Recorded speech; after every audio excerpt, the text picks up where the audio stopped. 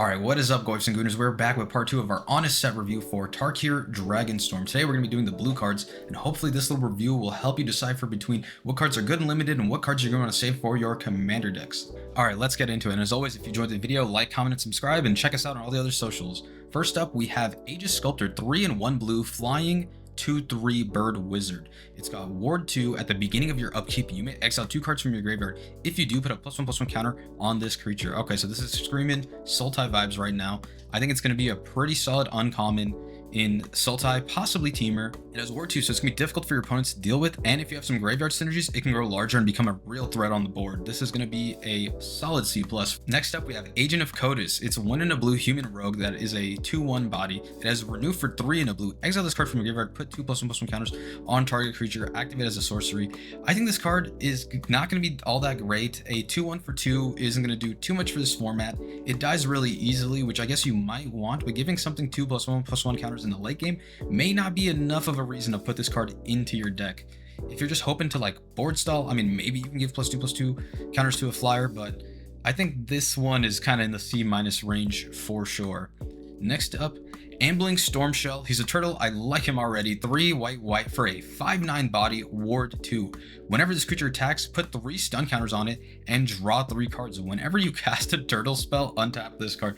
So this little guy's pretty cool, but I don't think he's going to make too many waves in limited since he can only attack 1 in 4 turns. Drawing 3 cards is great, but I don't know if you want to pay 5 mana for that and then wait a turn. Your opponent can also deal with this if they can pay the ward cost, so you might not even get those 3 cards to begin with. I don't know if it's an auto include in the decks. So you're definitely playing a better uncommon instead, but I don't know if this card makes it as one of the 23 in your limited deck. I just realized that standard turtles could be a thing. Next up, we have Bewildering Blizzard. 4 blue, instant speed, draw 3 cards, creatures your opponents control get -3/-7 until end turn. Okay, I think I would definitely play this over the turtle. Not only is it a bit of a defensive card, but it can draw you some stuff back to get you into the game. Your opponents can try to swing for lethal, and maybe they miscalculate to this card, and maybe you can kill them on the crackback. I definitely like this card. I think this card is a solid C to C+ range. After that, we have Constrictor Sage, 4-in-a-blue for a snake wizard. It has a 4/4 body.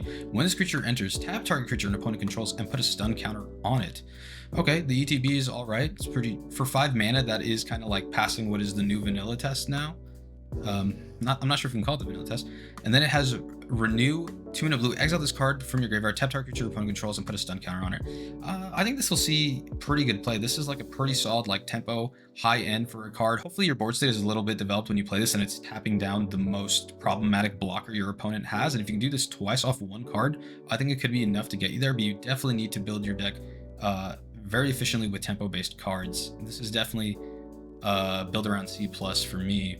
Next, we have our second Omen card, Dirger Island Dragon, a 5-in-blue 4/4 flying ward 2 dragon that has the instant speed Omen, 1-in-a-blue, tap up to 1 target creature, draw a card, then shuffle this card back into your library. So I really do like the instant speed Omen here. You're going to want to do this before your opponent attacks. Maybe you stop them from getting some mobilized triggers, or you just deal with the most problematic attacker on your opponent's board. Then you get a free card and you get to shuffle this in. You will draw that card before you shuffle it in, so there's no chance of redrawing this card. And then I think the 4/4 flying body is totally acceptable if you've played a little bit grindier game and then you draw this out to win. I think this card is going to be a C+-ish. I think you're going to want this common in a lot of your limited decks. Up next, we have Dispelling Exhale. 1-in-a-blue instant speed. As additional cost to cast a spell, you may behold a dragon, which is either choosing one you have on board or revealing one in your hand. Counter target spell unless its controller pays 2. If a dragon was beheld, counter that spell unless its controller pays 4 instead. This is good that it says spell. It's not non-creature. It's not only creature. This card is definitely going to be worth playing in some defensive strategies, in some control decks in limited as well. I don't think this is going to make it into standard because I don't think there's too many dragon-style control decks that are going to want to be playing this, because if you have a dragon, this becomes Mana Leak, which they've intentionally not printed into standard in a while. So it's going to be interesting to see if anyone finds a convenient way to use this in a control shell. After that, we have a rare Dragonologist, 2-in-a-blue for a human wizard. It's a 1/3 body. When this creature enters, look at the top 6 cards of your library. You may reveal an instant sorcery or dragon card from among them. Put it into your hand, put the rest on the bottom of your library in a random order. Untap dragons you control have hexproof. Okay, I think this is pretty good and limited. It looks at the top 6 cards and gets you a more deliberate draw, helps you not flood as much, gives you more interaction. You're definitely going to want this card in limited. However, you're going to need a pretty specific combo deck to be wanting to play this in standard. There's going to be a lot of deck building you want to think about to use this, because right now we do have Thundertrap Trainer holding a really good spot where you get to look at the top 4 and pick a non-creature spell. And a lot of the combo decks are going to want that at 1 cost less than Draconologist. I think the untapped dragons you control have hexproof. Text is not really going to be relevant in standard, and then in limited you're going to have to draft those dragons anyway, so I think it's solid in limited. I don't think it'll see much constructed play. Dragonstorm Forecaster. A single blue for a 0/3 human scout. Pay 2, tap in, search your library for a card named Dragonstorm Globe or Boulderborn Dragon. Reveal it, put it into your hand. So let's take a look at what those 2 cards could possibly be. We have the Boulderborn Dragon here. It's a 5-mana 3/3 Flying Visions. Whenever attacks, surveil 1. So it's a pretty undervalued dragon, but at least you're getting a deliberate card. If you need a flyer, this can come out and help you in a pinch. Next, we have Dragonstorm Globe. For 3 mana, each dragon control enters with additional +1/+1 counter. Add 1 mana of any color. I think the fact that this thing lets you choose between this artifact that ramps you and then boosts your dragon, or a dragon itself, is pretty cool. And the fact is, this card doesn't sacrifice itself by any means, so you can search for both if you build your deck right. It's really interesting, because let's say you place on 1, on turn 2 you get the Dragonstorm Globe, and then on turn 3 you actually play it. The thing is, if you're playing against an aggressive Mardu strategy, you need kind of a better wall, because your 0/3 is already tapped out. So I'm very skeptical about how this card plays out. We've seen a couple cards like this in the past, but I don't know how. I really don't know how to evaluate this card, to be quite honest with you. I think it's going to be a little medium. It gives you a lot of options, but those options take a lot of time. So my initial inclination is to give it a C-. Okay, Essence Anchor, 2 and a blue. It's an artifact. At the beginning of your upkeep, surveil 1, and then it has tap, create a 2/2 black zombie druid creature token. Activate only during your turn and only if a card left your graveyard this turn. Okay, so this is a pretty big signpost in terms of a build around. It's cool that you get to surveil some cards if you care about filling the graveyard. However, this is not all self-contained, because sure, you can throw cards into the bin, but this doesn't actually help you get any cards out of the bin. You need a separate card to make this work. And the fact that this is 3 mana just to surveil at the beginning of your upkeep, which is cool. You get to filter your draw a little bit. This is screaming more like a possible sealed build around, and not quite fast enough for limited, in my opinion. Alright, Focus the Mind. 4 mana and a blue. Instant speed. The spell costs 2 less if you cast another spell this turn. Draw 3 cards, then discard a card. I think this is the kind of card you want in a grindier deck, in a control deck, in limited, but I don't think it's going to see much play anywhere else. If you know you're playing for the late game, you definitely want to pick one of these cards up, or at least something that's going to give you advantage and outcard your opponent. So, a good card in very specific decks. You better know how to play this archetype if you're running this card. Alright, Fresh Start. 1 and a blue, enchantment or a flash. Enchant creature. Enchanted creature gets -5/-0, loses all abilities. So you'll probably play this a little bit limited. However, you're probably pretty annoyed that this creature can probably still block well, I assume. However, it can help with those pesky flyers that are getting in every single turn. So give this a solid C. Alright, High Spire Bellringer. 2 and a blue for a 1/4 Djinn monk with flying. The second spell you cast each turn costs 1 less to cast. This seems okay. This seems like a card you would not mind playing as a 23rd card in that deck. However, I don't know how it's going to line up, because it seems like from the spells I've seen, there's not that many 1 mana spells. So this can really help you get into 1 mana spells and set up some of your other turns. I have a feeling like this is going to be slightly more playable than I think it's going to be. I think I can give this like a C- and that'd be about right. Then we have Humbling Elder. For a single white, we have a 1/2 with flash. When this creature enters, target creature and opponent controls gets -2/-0 until end of turn. Okay, so we kind of saw a card like this in Lost Caverns of Ixalan with Cogwork Wrestler. I don't know if this format is going to be as fast, but because that format was so fast, this card was like a lot more relevant. The fact that it can take out 2 1s that your opponent puts out is really good. And even past that, it can shrink some of your opponent's creatures and make you get a profitable block out of a different creature you have out of a different blocker. So I think this card is going to be right at the C range, pretty solid. Having a body that has a combat trick on it is pretty helpful. Then we have Ice Ridge Serpent. For 4 and a blue, it's a 3/3. When this creature enters, return target creature and opponent controls to its owner's hand. Okay, so we've definitely seen cards like this before. That's kind of like more of a tempo play. It being a 3/3, I don't know how much I like that.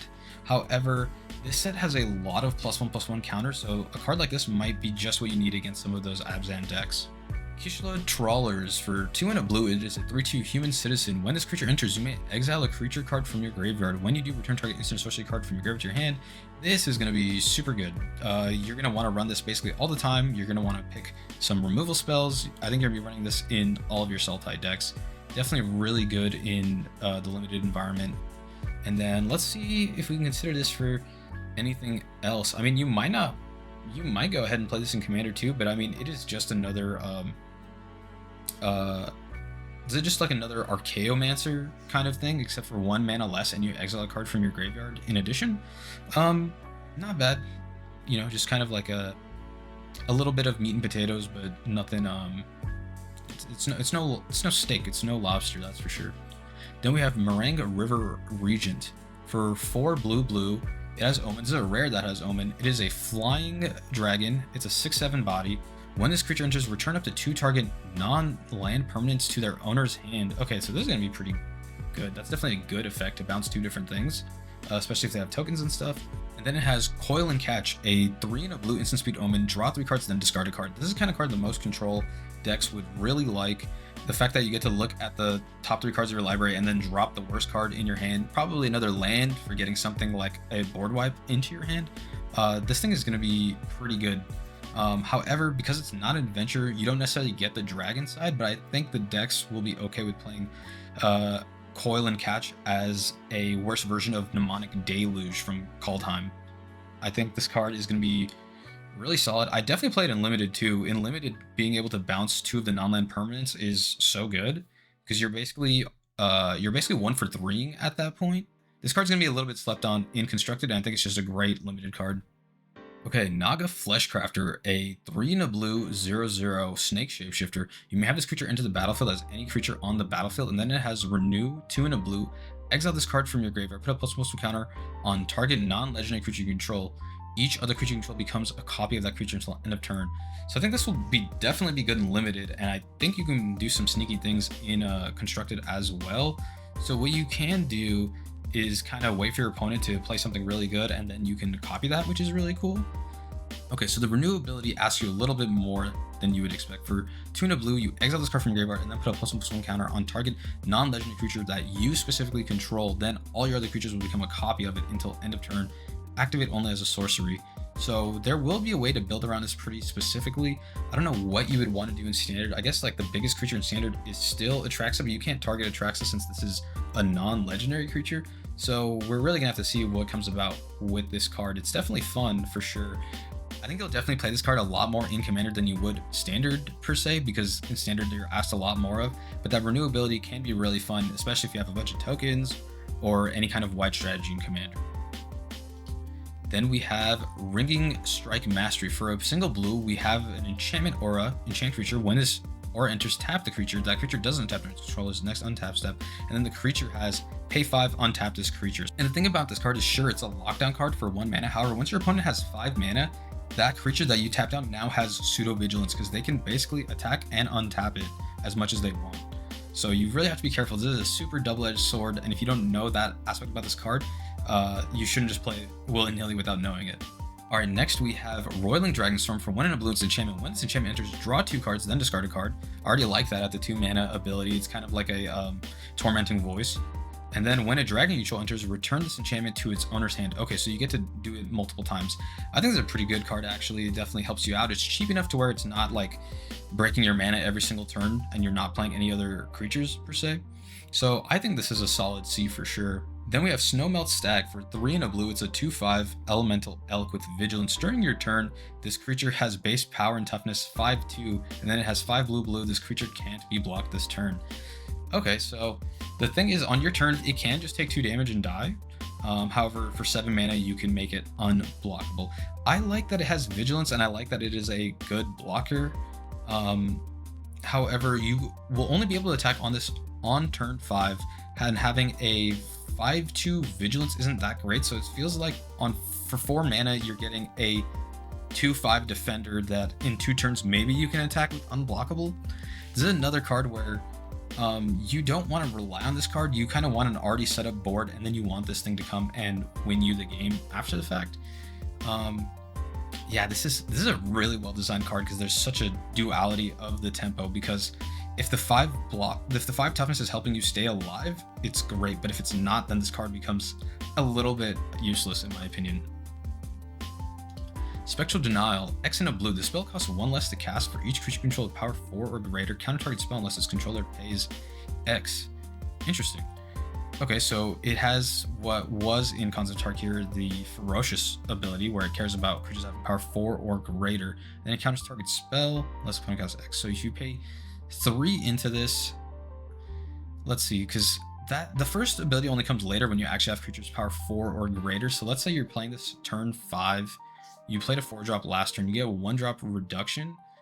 So you can pay 3 mana to have a counter target spell unless its controller pays 3. I think you'd still run this in limited, but I don't think this is really helping you out in constructed at all. Stillness in Motion, 1 and a blue enchantment. At the beginning of your upkeep, mill 3 cards. Then, if your library has no cards in it, exile this enchantment and put 5 cards from your graveyard on top of your library in any order. I don't know how many limited shenanigans you can do with this. I mean, if anyone can break this card, it's like Sam Black. However, I guess you would want a Sultai value engine. Do like a value engine in a Sultai deck. You want your graveyard to be filled, but you also want the payoffs of exiling cards from your graveyard. And if you milled those cards instead of the ones that you don't mind being in the graveyard, like if you got rid of your, like you want to mill renew cards, but you don't want to mill the cards that say you get a bonus for having cards leave your graveyard. And that's the biggest issue with this card. So I think this is not going to really see play anywhere at all. Really, really interesting.